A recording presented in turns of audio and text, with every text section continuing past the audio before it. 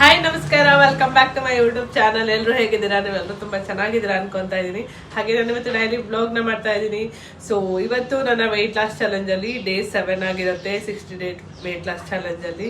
So ಬನ್ನಿ ಇವತ್ತಿನ day ಹೇಗಿರುತ್ತೆ ನೋಡೋಣ. ಹಾಗೆ ಯಾರೆಲ್ಲ ನನ್ನ ಚಾನಲ್ನ ಹೊಸದಾಗಿ ನೋಡ್ತಾ ಇದ್ದೀರಾ, ಪ್ಲೀಸ್ ಚಾನಲ್ನ ಸಬ್ಸ್ಕ್ರೈಬ್ ಮಾಡಿಕೊಂಡು ನನಗೆ ಸಪೋರ್ಟ್ ಮಾಡಿ.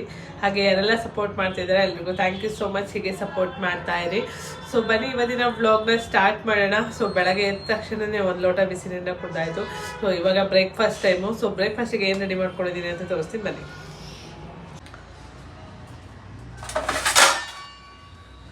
ಸೊ ಇವತ್ತು ಬ್ರೇಕ್ಫಾಸ್ಟಿಗೆ ನಾನು ಉಪ್ಪಿಟ್ಟು ಮಾಡಿದ್ದೀನಿ. ಸೊ ಉಪ್ಪಿಟ್ಟು ಇವತ್ತು ಮನೆಯಲ್ಲಿ ಎಲ್ಲರಿಗೂ ಉಪ್ಪಿಟ್ಟೆ ಇತ್ತು, ಹಾಗಾಗಿ ಸ್ವಲ್ಪ ವೆಜಿಟೇಬಲ್ಸ್ನ ಜಾಸ್ತಿ ಹಾಕಿ ಸೊ ಇವತ್ತು ರವೆ ಉಪ್ಪಿಟ್ಟು ಮಾಡಿದ್ದೀನಿ. ಸೊ ನಮ್ಮನೆ ಯಾವಾಗಲೂ ಸ್ವಲ್ಪ ಉಪ್ಪಿಟ್ಟು ರವೆ ಅರ್ಧ ಇರಬೇಕು, ಸೊ ವೆಜಿಟೇಬಲ್ಸ್ ಅರ್ಧ, ಆ ಥರನೇ ಉಪ್ಪಿಟ್ಟು ಮಾಡೋದು. ಸೊ ಅದನ್ನೇ ಇವತ್ತು ಸ್ವಲ್ಪ ಬ್ರೇಕ್ಫಾಸ್ಟಿಗೆ ತಗೊಳ್ಳೋಣ. ಅದ್ರ ಜೊತೆಗೆ ಸೊ ಪಪಾಯ ಮುಂಚಿನಿಂದೆಲ್ಲ ಎಲ್ಲ ಕ್ಯೂಟಿ ನೋಡಿ ಎಲ್ಲ ಕಟ್ ಮಾಡಿಬಿಟ್ಟು ಬಾಕ್ಸಲ್ಲಿ ತುಂಬಿಟ್ಬಿಟ್ಟಿರ್ತಾರೆ. ಸೊ ನಾನು ಬೇಕಾದಾಗ ಆರಾಮಾಗಿ ಎತ್ಕೊಂಡು ತಿನ್ಬೋದು. ಮತ್ತೆ ಪಪಾಯನ ಹಾಗೆ ಇಟ್ಟರೆ ಹಾಳಾಗ್ಬಿಡುತ್ತಲ್ಲ, ಹಾಗಾಗಿ ಈ ಥರ ಬಾಕ್ಸಿಗೆ ಹಾಕ್ಬಿಟ್ಟು ಇಟ್ಟಿದ್ದಾರೆ. ಸೊ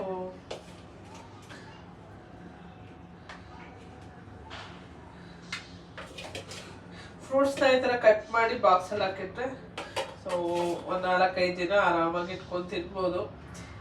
ಒಂದೊಂದ್ಸಲ ಏನಾಗ್ಬಿಡುತ್ತೆ ಅಂದರೆ ಅಯ್ಯೋ ಕಟ್ ಮಾಡಬೇಕಾ ಅನ್ನೋ ಥರ ಸ್ಕಿಪ್ಪೇ ಮಾಡಿಬಿಟ್ಟಿರ್ತೀವಿ. ಸೊ ಈ ಥರ ಇಟ್ಕೊಂಡಾಗ ನಮ್ಗೆ ಯಾವಾಗ ಬೇಕಾವಾಗ ತಿನ್ಬೋದು.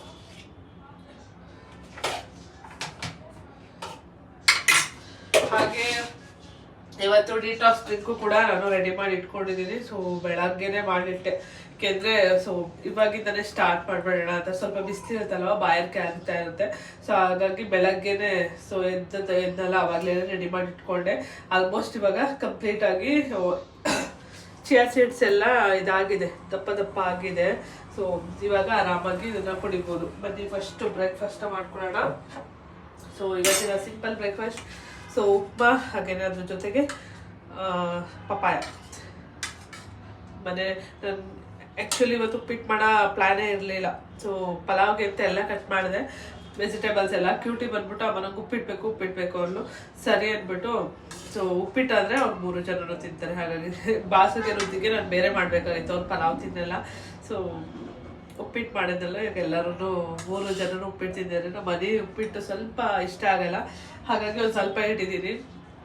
ಅವ್ರ ಉಪ್ಪಿಟ್ಟು ಯೂಸಲ್ಲಿ ತಿನ್ನೋಕ್ಕೆ ಹೋಗಲ್ಲ, ಇಷ್ಟ ಆಗಲ್ಲ ಅವ್ರಿಗೆ. ಶಾವಿಗೆ ಉಪ್ಪಿಟ್ಟು ಅದೆಲ್ಲ ತಿಂತಾರೆ, ಬಟ್ ರವೆ ಉಪ್ಪಿಟ್ಟು ತಿನ್ನಲ್ಲ. ಸೊ ಅದಕ್ಕೆ ಒಂದು ಸ್ವಲ್ಪ ಬಿಸಿ ಮಾಡಿಕೊಡ್ತೀನಿ. ಸ್ವಲ್ಪ ತಿಂದಾದ್ಮೇಲೆ ಆಮೇಲೆ ಅಡಿಕೆ ಮಾಡಿಬಿಡ್ತೀನಿ. ಅವ್ರು ಎದ್ದೆಲ್ಲ ಅಷ್ಟೊತ್ತಿಗೆ ಲೇಟ್ ಆಗಿರುತ್ತೆ. ಸೊ ಅವರದ್ದು ಫೇಸ್ ವಾಶ್ ಎಲ್ಲ ಮಾಡಿಕೊಂಡು ಸ್ನಾನ ಮಾಡಿಕೊಂಡು ಬರೋ ಅಷ್ಟರಲ್ಲಿ ಸೊ ಅಡುಗೆಗೆ ರೆಡಿ ಆಗಿರುತ್ತೆ. ಅಷ್ಟೊತ್ತಿಗೆ ಅವ್ರು ಊಟ ಕೂಡ ಮಾಡ್ಬೋದು. ಬನ್ನಿ ಇವಾಗ ನಮ್ಮದು ಬ್ರೇಕ್ಫಾಸ್ಟ್ನ ಮುಗಿಸೋಣ.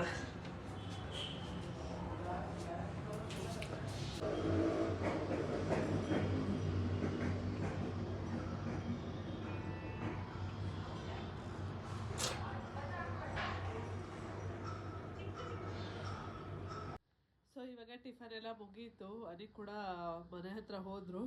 ಸೊ ಇವಾಗ ಡೈಲಿ ಪಾಪ ಅವರು ಬೇಗ ಎದ್ದುಬಿಟ್ಟು ಸೊ ಹೋಗ್ತಾ ಇದ್ದಾರೆ. ಟಿಫನ್ ಎಲ್ಲ ಮುಗಿಸ್ಕೊಂಡು ಇವಾಗ ಅವ್ರು ಹೊರಟರು. ನನ್ನದೊಂದು ಸ್ವಲ್ಪ ಗಾಡಿ ಪ್ರಾಬ್ಲಮ್ ಆಗಿದೆ. ಸೊ ಗಾಡಿ ಸ್ಟ್ಯಾಂಡ್ ಆಗ್ತೀವಲ್ಲ, ಅದ್ರದ್ದು ಸ್ಪ್ರಿಂಗ್ ಎಲ್ಲ ಬಿದ್ದೋಗ್ಬಿಟ್ಟಿದೆ, ಎಲ್ಲೂ ಸ್ಟ್ಯಾಂಡ್ ಹಾಕೋಕ್ಕೆ ಆಗಿಲ್ಲ. ಹಾಗಾಗಿ ನಾನು 2 ದಿನದಿಂದ ಏನೂ ತೊಗೊಳಕ್ಕೆ ಆಚೆನೂ ಹೋಗಿಲ್ಲ. ಅಲ್ಲೆಲ್ಲರೂ ಸ್ಟ್ಯಾಂಡ್ ಹಾಕ್ಬೇಕಲ್ಲ, ಹೇಗೆ ಹಾಕೋಕ್ಕಾಗಲ್ಲ ಅಂತ. ಹಾಗಾಗಿ ಅದೊಂದು ರೆಡಿ ಮಾಡಿಸ್ಕೊಂಬರ್ಬೇಕು. ಇವಾಗ ಅನಿ ಬಂದ್ಬಿಟ್ಟು ವೆಲ್ಡಿಂಗ್ ಶಾಪಲ್ಲಿ ಅದೊಂದು ವೆಲ್ಡ್ ಮಾಡಿಬಿಟ್ಟು ಸ್ಪ್ರಿಂಗ್ ಹಾಕ್ತಾರೆ. ಮಾಮೂಲಿ ಮೆಕ್ಯಾನಿಕ್ ಶಾಪ್ಗಳೆಲ್ಲ ಸ್ಪ್ರಿಂಗ್ ಹಾಕ್ತಾರೆ, ಅದು ಹಾಕಿಸ್ಕೊಂಬ ಅಂತ ಹೇಳಿದ್ರು. ಬನ್ನಿ ಇವಾಗ ಹೋಗಿ ಅದನ್ನು ನಾನು ಗಾಡಿನ ರೆಡಿ ಮಾಡಿಸ್ಕೊಂಬರ್ಬೇಕು. ಯಾಕೆಂದರೆ ಮತ್ತೆ ಸ್ಕೂಲಿಗೆ ಕರ್ಕೊಬರಕ್ಕೆ ಹೋದಾಗ ಸ್ಟ್ಯಾಂಡ್ ಹಾಕಲೇಬೇಕು, ನಾನು ಒಳಗಡೆ ಕರ್ಕೊಬರಕ್ಕೆ ಹೋಗ್ತೀನಲ್ಲ. ಹಾಗಾಗಿ ಅಲ್ಲಿಗೆ ಹೋಗೋ ಅಷ್ಟರಲ್ಲಿ ಹೋಗಿ ಅದೊಂದು ಹಾಕಿಸ್ಕೊಂಡು ಬರೋಣ. ಬನ್ನಿ ಹೊರಗಡೆ ಹೋಗ್ಬಿಟ್ಟು ಬರೋಣ. ಇದು ಕಿತ್ತೋಗ್ಬಿಟ್ಟಿದೆ. ಸೊ ಇಲ್ಲಿ ಲಾಕ್ ಓಪನ್ ಆಗಿದೆಯಲ್ಲ, ಇಲ್ಲಿಂದ ಸ್ಪ್ರಿಂಗ್ ಬಿದ್ದೋಗ್ಬಿಟ್ಟಿದೆ. ಸೊ ಇವಾಗ ಹೋಗೋದನ್ನು ರೆಡಿ ಮಾಡಿಸ್ಕೊಳ್ಬೇಕು.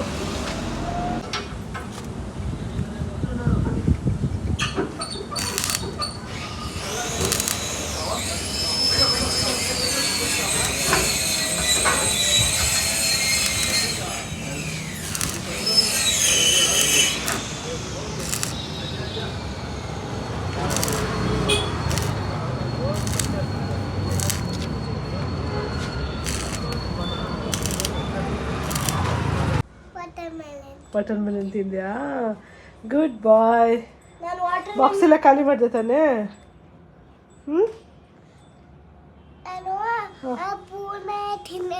ಹೌದಾ, ಮತ್ತೆ ಹೆಂಗ್ ತಿಂದೆ? ಕೈಯಾಗ ತಿಂದ? ಮತ್ತೆ ಸ್ಪೂನ್ ಹತ್ರ ತಿಂದ? ಚೆನ್ನಾಗಿತ್ತಾ? ಖಾರ ಇತ್ತಾ? ನಿಂಗೆ ಇಷ್ಟ ಆಗಿಲ್ಲ? ಮತ್ತೇನು ತಿಂದ? Water melon. ನಾನು ಸ್ವಲ್ಪ ತಿಂದಿದ್ದೀನಿ, ಸ್ವಲ್ಪ ಬಿಟ್ಟಿದ್ದೀನಿ. ಹೌದಾ? ಬಿಚ್ಚಪ್ಪ, ಸಾಕ್ಸ್ ಎಲ್ಲ ಬಿಚ್ಚು. ಸೊ ಗಾಡಿ ಎಲ್ಲ ರೆಡಿ ಮಾಡ್ಕೊಂಡು ಹಾಗೆ ಮಕ್ಕಳನ್ನು ಕರ್ಕೊಂಡು ಸ್ಕೂಲಿಂದ ಬಂದೆ. ಇವಾಗ ಅಡುಗೆ ಮಾಡಬೇಕು. ಸೊ ಇದ್ಕಿದ ಬೇಳೆನ ನೆನ್ನೆನೆ ಎಲ್ಲ ಎಸ್ಕಿಟ್ಟಿದೆ, ಅದನ್ನ ಇವಾಗ ಸಾರು ಮಾಡೋಣ ಅಂತ. ನೆನ್ನೆ ಅಲ್ಲಿಂದ ಬರೋ ಸೈಟ್ ಹತ್ರದಿಂದ ಬರೋದು ಲೇಟ್ ಆಗಿತ್ತಲ್ಲ, ಹಾಗಾಗಿ ಸಾಂಬಾರೇನು ಮಾಡಿರಲಿಲ್ಲ, ಹಾಗೆ ಇಟ್ಟಿದೆ. ಇವಾಗ ಇದ್ಕಿದ ಬೇಳೆ ಸಾರು ಮಾಡಿಬಿಡೋಣ. ಸೊ ನಮ್ಮನೆ ಎಲ್ಲರಿಗೂ ಫೇವ್ರೆಟ್ ಇದ್ಕಿದ ಬೇಳೆ ಸಾಂಬಾರು, ನನಗೂ ಸಖತ್ ಇಷ್ಟ ಆಗುತ್ತೆ. ಫಸ್ಟ್ ಏನೋ ನಾಟಿ ಸಿಗ್ತಾ ಇತ್ತು, ಈ ನಡುವೆ ನಾಟಿ ಸಿಗೋದು ಸ್ವಲ್ಪ ಕಮ್ಮಿ ಆಗ್ಬಿಟ್ಟಿದೆ.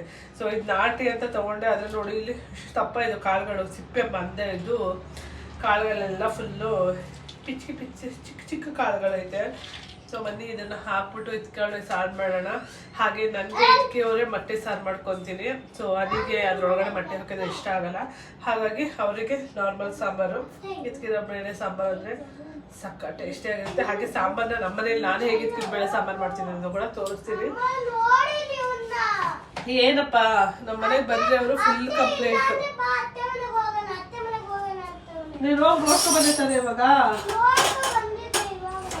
ಅಷ್ಟೇ ಇರ್ಲಿಲ್ಲ, ಎಲ್ಲೋಗಿದ್ದೆ? ಇವ್ರಿಬ್ರು ಒಂದ್ ಕಡೆ ಇದ್ರೆ ಸುಮ್ನೆ ಇರಲ್ಲ, ಬರೀ ಜಗಳ ಆಡ್ತಾನೆ ಇರ್ತಾರೆ. ಹೋಗ್ಲಿ, ಹಂಗೆಲ್ಲ ಮಾಡ್ಬಾರ್ದು ರುದ್ದಿ. ಜಾಗ ಬಿಡಬಾರ್ದು.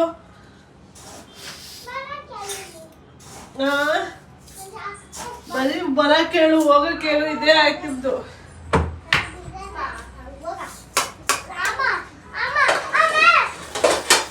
ಬಾಸು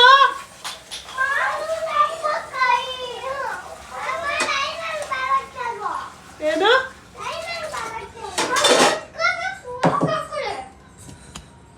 ಏಯ್, ಇದೇನ್ ಸ್ಕೂಲ್ ಏನೋ ಲೈನಲ್ಲೆಲ್ಲ ಬರಕ್ಕೆ?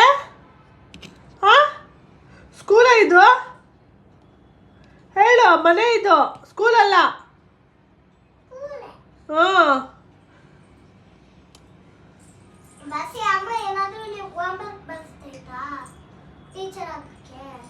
ಹೋಮ್ವರ್ಕ್ ಕುತ್ಕೊಂಡು ಬರ್ರಿ.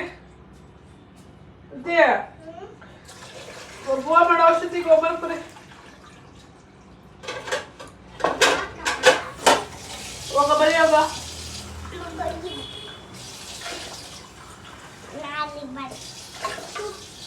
ಇಲ್ಲಿ ಮಸಾಲ ರುಬ್ಕೊಳ್ಳೋದಕ್ಕೆ 3 ಚಿಕ್ಕ ಚಿಕ್ಕ ಈರುಳ್ಳಿ ಹಾಕೊಂಡಿದ್ದೀನಿ, 2 ಗೆಡ್ಡೆ ಚಿಕ್ಕದು ಬೆಳ್ಳುಳ್ಳಿ ಹಾಕೊಂಡಿದ್ದೀನಿ, ಹಾಗೆಯೇ ಶುಂಠಿ, ಚಕ್ಕೆ ಸ್ವಲ್ಪ, ಹಾಗೆ ಲವಂಗ 4 ತೊಗೊಂಡಿದ್ದೀನಿ. ಮತ್ತು ಖಾರಕ್ಕೆ ಎಷ್ಟು ಬೇಕೋ ಅಷ್ಟು ಒಣಮೆಣಸಿನ್ಕಾಯಿ ತೊಗೊಂಡಿದ್ದೀನಿ. ಸ್ವಲ್ಪ ಖಾರ ಕಮ್ಮಿ ಇದೆ, ಹಾಗಾಗಿ ನಾನು ಸ್ವಲ್ಪ ಜಾಸ್ತಿ ತೊಗೊಂಡಿದ್ದೀನಿ. ಹಾಗೆಯೇ ಇಲ್ಲಿ ಟೊಮೊಟೊ ತೊಗೊಂಡಿದ್ದೀನಿ, 1 ಟೊಮೊಟೊ, ಸೊ ಮೀಡಿಯಮ್ ಸೈಜ್ ತೊಗೊಂಡಿದ್ದೀನಿ. ಹಾಗೆ ಇಲ್ಲಿ 1/4 ಹೋಳು ತೆಂಗಿನಕಾಯಿ ತೊಗೊಂಡಿದ್ದೀನಿ. ಸೊ ಫಸ್ಟು ಈ ಇಂಗ್ರೀಡಿಯೆಂಟ್ಸ್ನ ಆಯಿಲಲ್ಲಿ ಫ್ರೈ ಮಾಡ್ಕೊಳ್ಳೋಣ ಬನ್ನಿ. ಇಲ್ಲಿ ಒಂದು ಪ್ಯಾನ್ ಇಟ್ಕೊಂಡು ನಾನು ಅಲ್ಲಿ ಆಯಿಲ್ ಸ್ವಲ್ಪ ಹಾಕ್ಕೊತಾ ಇದ್ದೀನಿ ಹುರಿಯೋದಕ್ಕೆ. ಇವನ್ನೆಲ್ಲ ಒಟ್ಟಿಗೆ ಹಾಕ್ಬಿಟ್ಟು ಫ್ರೈ ಮಾಡ್ಕೊಳ್ಳೋಣ. ಅಂದರೆ ಈರುಳ್ಳಿ, ಬೆಳ್ಳುಳ್ಳಿ, ಹಾಗೆಯೇ ಶುಂಠಿ, ಚಕ್ಕೆ, ಲವಂಗ ಎಲ್ಲ ಸ್ವಲ್ಪ ಫ್ರೈ ಆದಮೇಲೆ ಟೊಮೊಟೊ ಹಾಕೋಣ. ಮೊದಲು ಇದು ಚೆನ್ನಾಗಿ ಫ್ರೈ ಆಗಲಿ.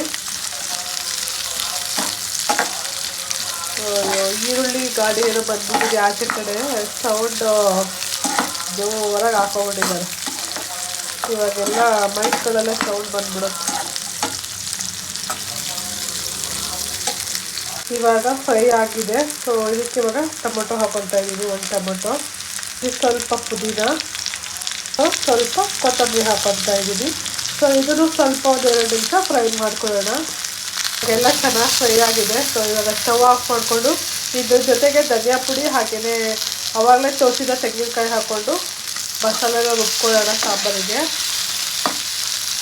ಸೊ ಇವಾಗ ಮಸಾಲೆನ ರುಬ್ಕೊಂಡಿದ್ದೀನಿ. ಇದಕ್ಕೆ 2 ಟೇಬಲ್ ಸ್ಪೂನ್ ಧನಿಯಾ ಪುಡಿ ಹಾಕ್ಕೊಳ್ಳೋದು. ಸೊ ಬನ್ನಿ ಇವಾಗ ಸಾಂಬಾರು ಮಾಡೋದು ತೋರಿಸ್ತೀನಿ. ಎಣ್ಣೆ ಹಾಕ್ಕೊಂಡು ಇವಾಗ 1 ಈರುಳ್ಳಿನ ಕಟ್ ಮಾಡಿ ಹಾಕ್ಕೊತಾ ಇದ್ದೀನಿ.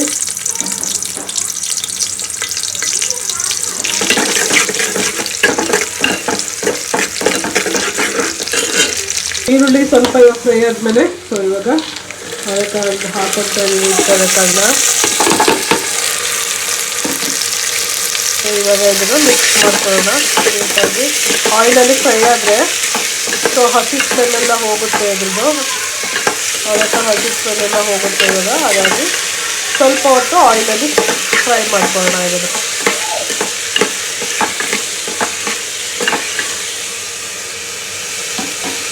ಕಾಳೆಲ್ಲ ಚೆನ್ನಾಗಿ ಫ್ರೈ ಆಗಿದೆ. ಸೊ ಮಸಾಲಾನ ಹಾಕೋಣ. ಇವಾಗ ನೀರು ಎಷ್ಟು ಬೇಕೋ ಅಷ್ಟು ನೋಡಿ ಹಾಕೊಳ್ಳೋದು. ಇಕ್ಕಿದ ಬೇಳೆ ಸಾಂಬಾರೆಲ್ಲ ಸ್ವಲ್ಪ ಗಟ್ಟಿಯಾಗಿದ್ರೆ ಚೆನ್ನಾಗಿರುತ್ತೆ, ತುಂಬ ನೀರಾಗಿದ್ರೆ ಚೆನ್ನಾಗಿರಲ್ಲ.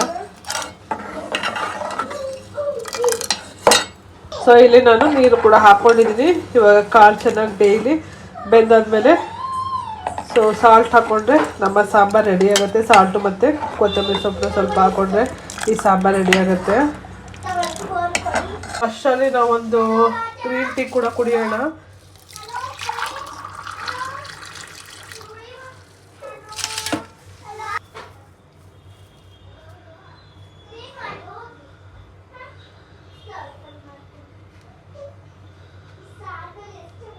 ಇದನ್ನು ಸ್ವಲ್ಪ ನಾವೇ ಡಿಪ್ ಮಾಡಬೇಕು, ಆಮೇಲೆ ಅದೇ ಸರಿ ಹೋಗುತ್ತೆ. ಸೊ ಇವಾಗ ಸಾಲ್ಟ್ ಕೂಡ ಹಾಕೊತಾ ಇದ್ದೀನಿ. ಸಾಲ್ಟ್ ಹಾಕ್ಕೊಂಡು ಒಂದ್ಸಲ ಮಿಕ್ಸ್ ಮಾಡಿಬಿಟ್ಟು ಸೊ ಸಾಂಬಾರನ್ನ ಕುದಿಯೋದಕ್ಕೆ ಬಿಡೋಣ.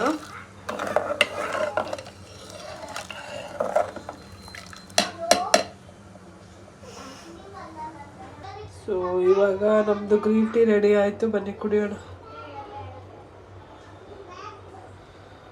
ಸಾಂಬಾರು ರೆಡಿ ಆಗಿದೆ. ಲಾಸ್ಟು ಕೊತ್ತಂಬರಿ ಸೊಪ್ಪು ಹಾಕಿದರೆ ಸೊ ಸಾಂಬಾರು ರೆಡಿ ಆಯಿತು. ಹಾಗೆ ಈ ಕಡೆ ಮೊಟ್ಟೆ ಕೂಡ ಬೇಯ್ತಾ ಇದೆ. ಮೊಟ್ಟೆ ನೋಡಿ ಇಲ್ಲಿ ಒಡೆದೋಗ್ಬಿಟ್ಟಿದೆ ಒಂದದ್ರೊಳಗಡೆ.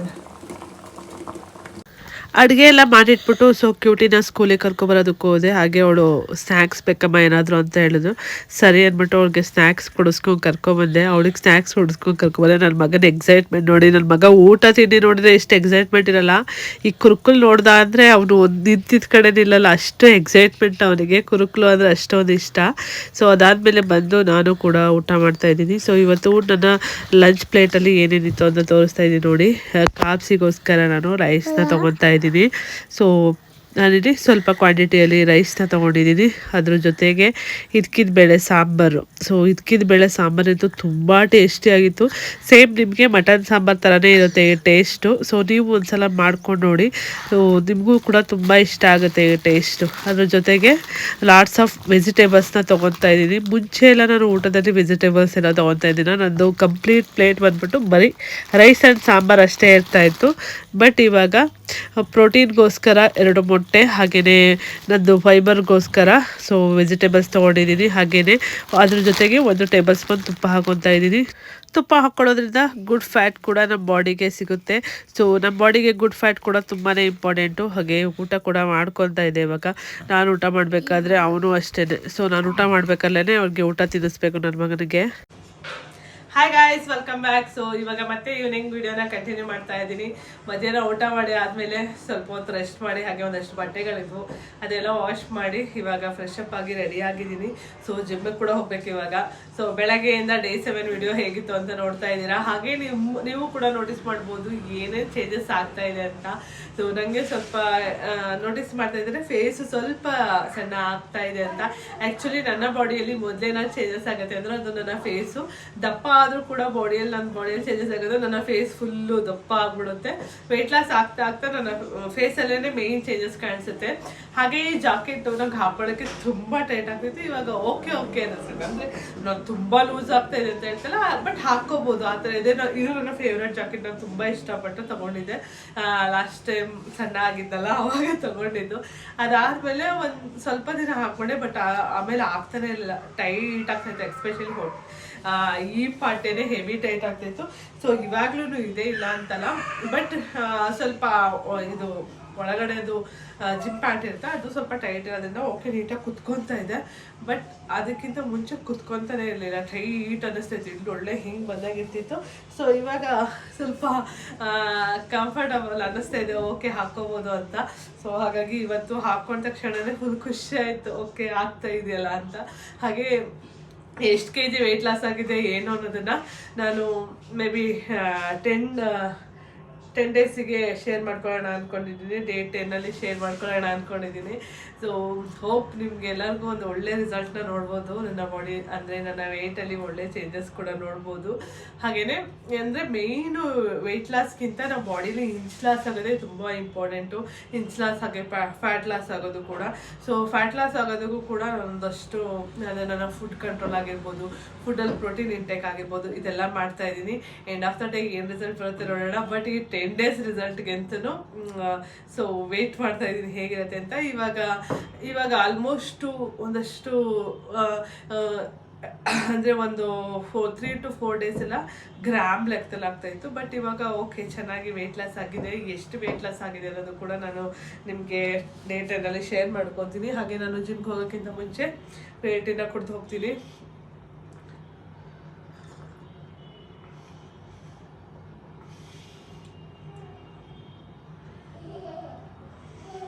ಸೊ ಇವತ್ತು ನನ್ನ ಜಿಮ್ಮಲ್ಲಿ ನನ್ನ ವರ್ಕೌಟ್ ಬಂದ್ಬಿಟ್ಟು ಬ್ಯಾಕ್ ಆ್ಯಂಡ್ ಬೈಸಿಪ್ಸ್ ಇತ್ತು. ಸೊ ಬ್ಯಾಕ್ ವರ್ಕೌಟಿಗೆ ನಾನಿಲ್ಲಿ ಡೆಡ್ ಲಿಫ್ಟ್ ಮಾಡ್ತಾ ಇದ್ದೀನಿ.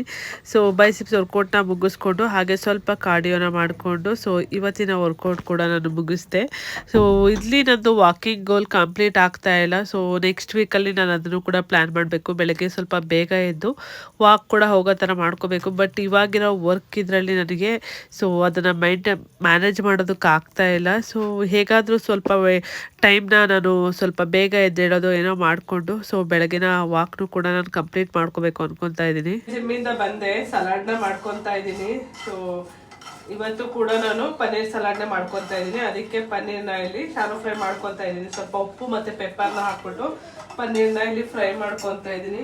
ಆಲ್ರೆಡಿ ವೆಜಿಟೇಬಲ್ಸ್ ಎಲ್ಲ ಇಲ್ಲಿ ಕಟ್ ಮಾಡಿ ಇಟ್ಕೊಂಡಿದ್ದೀನಿ. ಹಾಗೆ ಬ್ರೋಕ್ಲಿ ಎಲ್ಲ ಅಂದರೆ ಬಾಯ್ಲ್ ಮಾಡಿ ಆಫ್ ಬಾಯ್ಲ್ ಮಾಡಿ ಇಟ್ಕೊಂಡಿದ್ದೀನಿ. ಹಾಗೆ ಲೆಟ್ಯೂಸು, ಸೊ ಕುಕುಂಬರ್ ಮತ್ತು ಕ್ಯಾರೆಟ್, ಸೊ ಬೆಲ್ ಪೆಪ್ಪರ್ಸ್ ಹಾಕ್ಕೊಂಡು ಇವತ್ತು ಸಲಾಡ್ನ ಮಾಡ್ಕೊತಾ ಇದ್ದೀನಿ. ಪ್ರೋಟೀನ್ಗೋಸ್ಕರ ಅಂತ ಇವಾಗ ಸೊ ನಾನು ಏನು ಪನ್ನೀರ್ನ ಹಾಕ್ಕೊತಾ ಇದ್ದೀನಿ.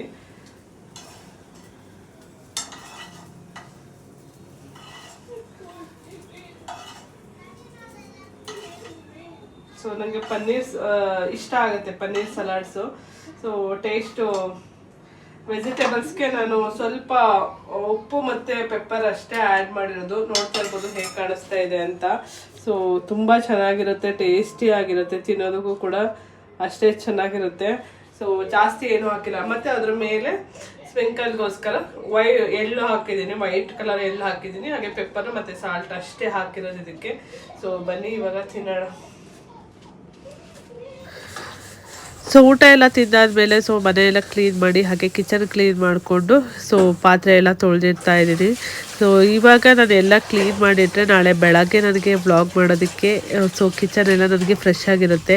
ಸೊ ನಾನು ಆದಷ್ಟು ರೆಸಿಪೀಸ್ ಅದು ಇದು ಎಲ್ಲ ಮಾಡ್ತಿರೋದ್ರಿಂದ ನನಗೆ ಕಿಚನು ಫ್ರೀ ಆಗಿರಬೇಕು. ಯಾವುದೇ ಪಾತ್ರೆ ಸಿಂಕಲ್ಲಿ ಅದೆಲ್ಲ ಇದ್ದರೆ ನಮಗೆ ವಿಡಿಯೋ ಶೂಟ್ ಮಾಡಬೇಕಾದ್ರೆ ಆ ಮೂಡೇ ಇರಲ್ಲ. ಸೊ ಒಂಥರ ಮೈಂಡ್ ಆಫ್ ಆಗೋಕ್ಕಾಗುತ್ತೆ.